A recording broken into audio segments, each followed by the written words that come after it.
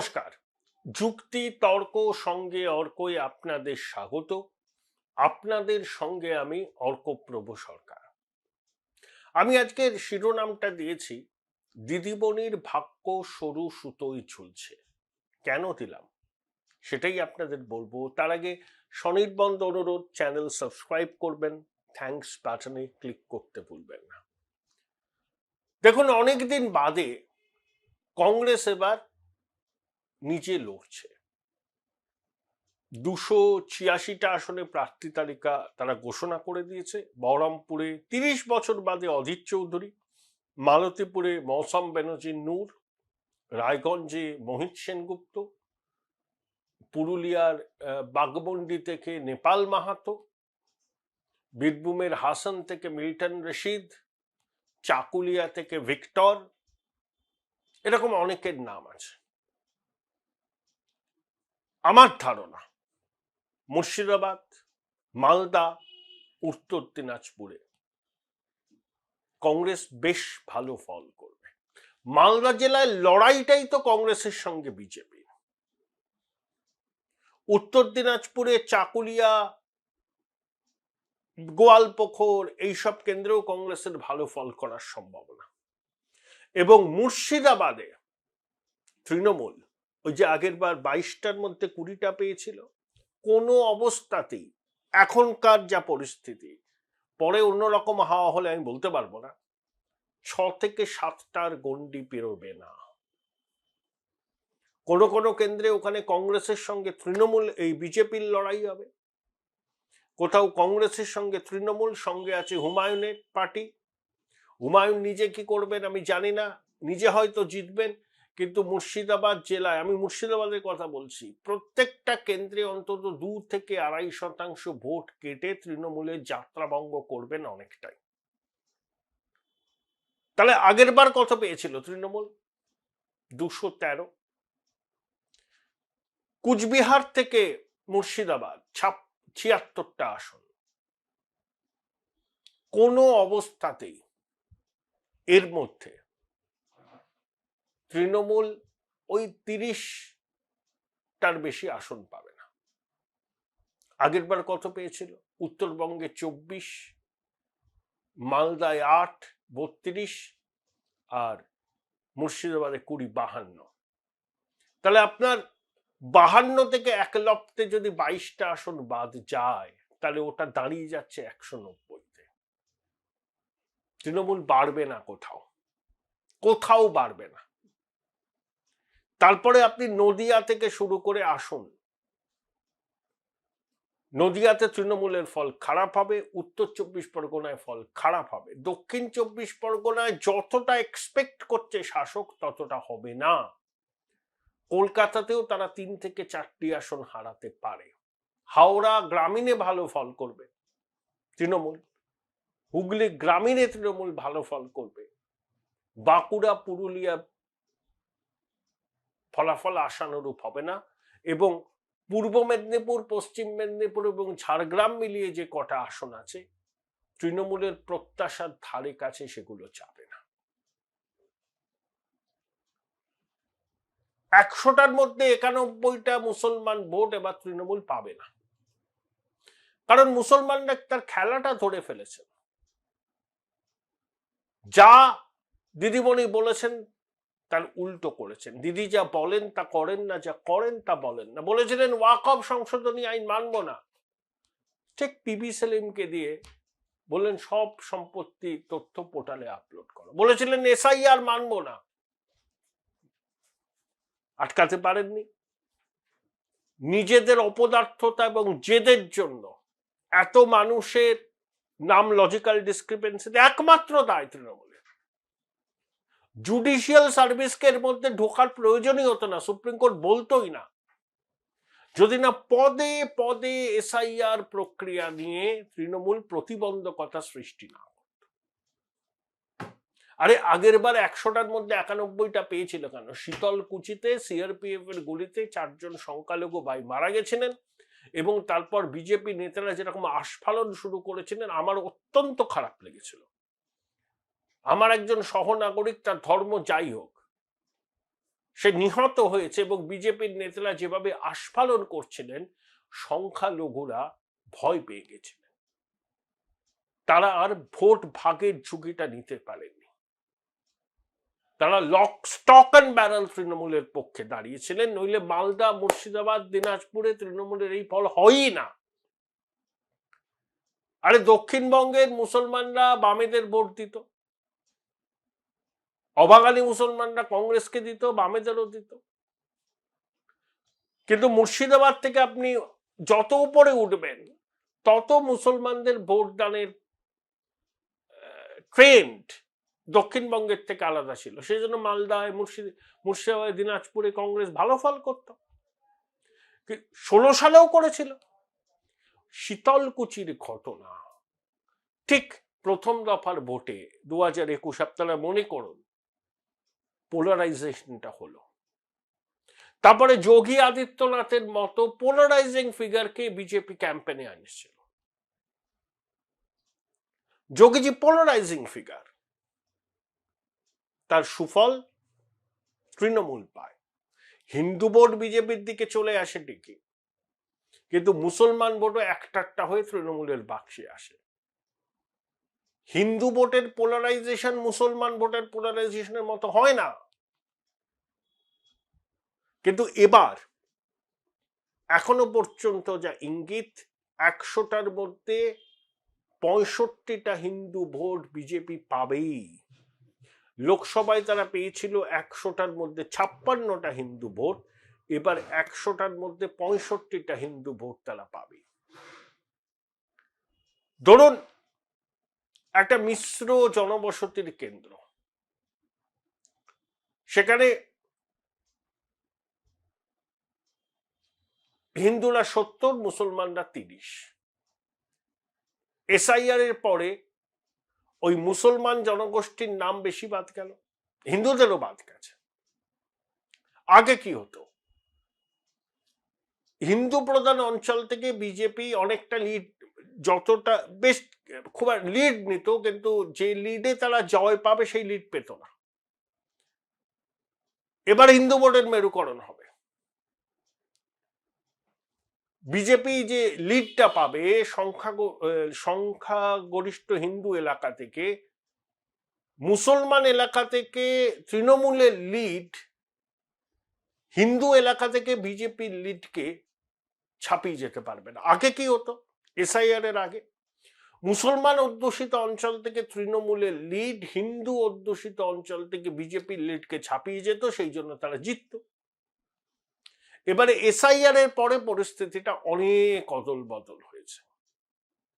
অর্থাৎ যে কেন্দ্রগুলোর ফয়সলা 5000, 6000, 4000-এ হয়েছে, সেগুলো তুল্য মূল্য হয়ে যাবে এবং তৃণমূলের আসন কোনো অবস্থাতেই বাড়বে না। বিজেপির জুজু দেখিয়ে ওই দাঙ্গা করবে, ওই দেশ থেকে তাড়িয়ে দেবে, ওই ডিটেনশন ক্যাম্পে রাখবে, কিছু তো হয়নি। এনডিএ জমানায় তো কোনো দাঙ্গা হয়নি, কোথাও তো কোনো ডিটেনশন ক্যাম্প হয়নি। সিএ তো আইনে পরিণত হয়েছে, মানুষ তো নাগরিকত্ব পাচ্ছেন। দিদিমণি ভয় দেখিয়েছিলেন, জাতীয় সম্পত্তির ক্ষতি হয়েছিল। আবার মুসলমানরা দেখছেন, বিশেষ করে মালদা, মুর্শিদাবাদ, দিনাজপুরে, আরে পড়োশি বিহারে মিম তো 6টা আসন পেল। যে মিমকে বিজেপির দালাল বলেছিল মহাগঠবন্ধন, তারা 6টা আসন পেল, মহাগঠবন্ধন 1টা পেল, এনডিএ 14টা পেল। যাকে বিজেপির দালাল বলা হয়, সেই মিম, আসাদুদ্দিন ওয়েসির মিম, মুসলিমদের বিশ্বাস অর্জন করলো। আড়ারিয়া, কিশনগঞ্জ, সোপল, কাটিয়ার, পূর্ণিয়া, এইসব জায়গায়। মালদাতে মিম পঞ্চায়েতে 60,000 ভোট পেয়েছিল, মিম হুমায়ুনের জোট। এদিকে অধীর চৌধুরী ময়দানে, এদিকে গণি পরিবারের মৌসুম প্রার্থী অভিষেকের সবাই দেখলেন কি কাণ্ড হলো। প্রার্থীর বিরুদ্ধে ব্লক সভাপতি স্লোগান দিচ্ছেন, চেয়ার ছোড়াছড়ি হচ্ছেন। অভিষেক বলছেন আমিই প্রার্থী, কোনো কিছু টলারেট হবে না।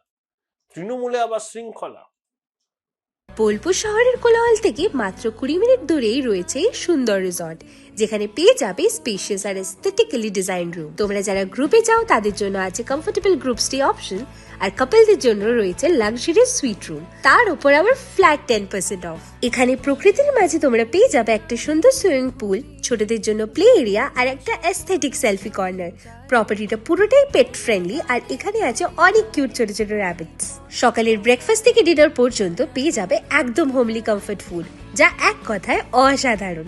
বেঙ্গলি কুইজাইনের সাথে সাথে পেয়ে যাবে চাইনিজ আর নর্থ ইন্ডিয়ান অপশনও। বিকেলে বনফায়ারের আলো, বন্ধুদের সাথে আড্ডা আর খোলা আকাশের নিচে গ্রাম বাংলার হাওয়া, পুরোটাই এক অপরূপ অনুভব। তাহলে বলো তোমরা কবে প্ল্যান করছো এই পিসফুল এসকেপটা? And don't forget to follow miss cupcake for more such travel updates. দিদিমণি বলেন তাও মানা যায় যে 294টা কেন্দ্রে আমি প্রার্থী। কোকাবাবুও বলছেন আমিই প্রার্থী। কোকাবাবু এখন নিজেকে বিশাল কিছু ভাবছেন।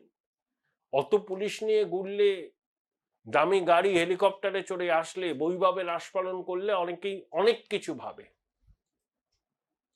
আসলে হেলিকপ্টারে নেমে লিফটে করে উঠে খোকাবাবু রাজনীতি করছেন তো, ঘাম ঝরিয়ে কোনোদিন রাজনীতি করেননি।